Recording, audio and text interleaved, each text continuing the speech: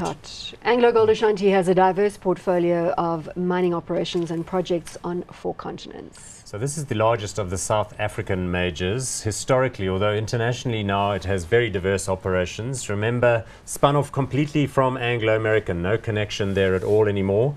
And it has been in a reconstruction mode, but has done a spectacular job of lowering its debt and internationalizing its business under the CEO under Venkat. the astute leadership of Venkat Venkatrakrishnan. I just love it. I love it. And he's a great interviewee. Yeah. Very solid, Tremendous knows CEO. the business well.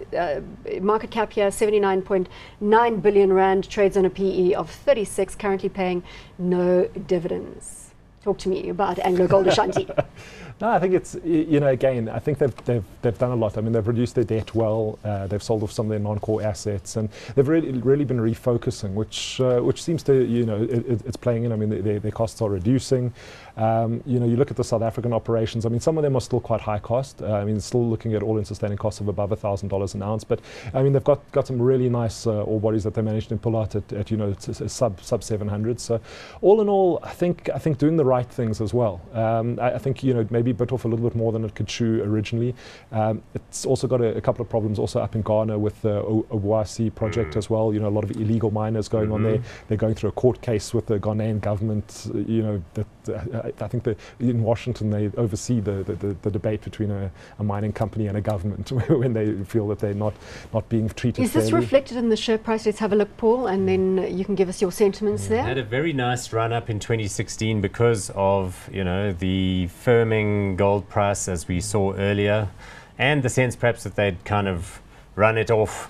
In that period there, they had a momentary brain fart where they thought they were going to spin off the international operations.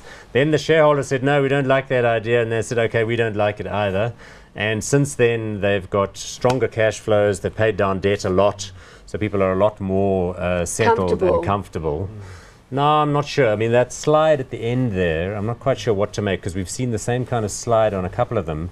Why is that actually? What's the slide happening there in the tail end of the year? Is that not just in sympathy with the gold price? The gold price again, yeah, the gold price has come off a little bit. I mean, we have seen actually a little bit of a tick up, so I would have expected that to be bouncing up a little bit from here. But again, I mean, the numbers weren't bad. I mean, as you said, free cash flow tripled in the last quarterly report, or at least for the half year, and headline earnings doubled as well. So I mean, you're starting to see these things.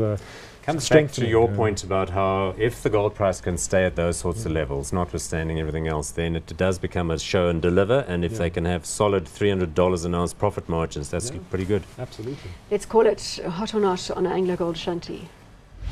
I think they've done well in reducing the debt so far, but I think they've got some way to go. So I would probably prefer, you know, a Rand Gold or a Barrick at this stage. So I'm going to go not hot. It's a relative game, isn't it, in investing?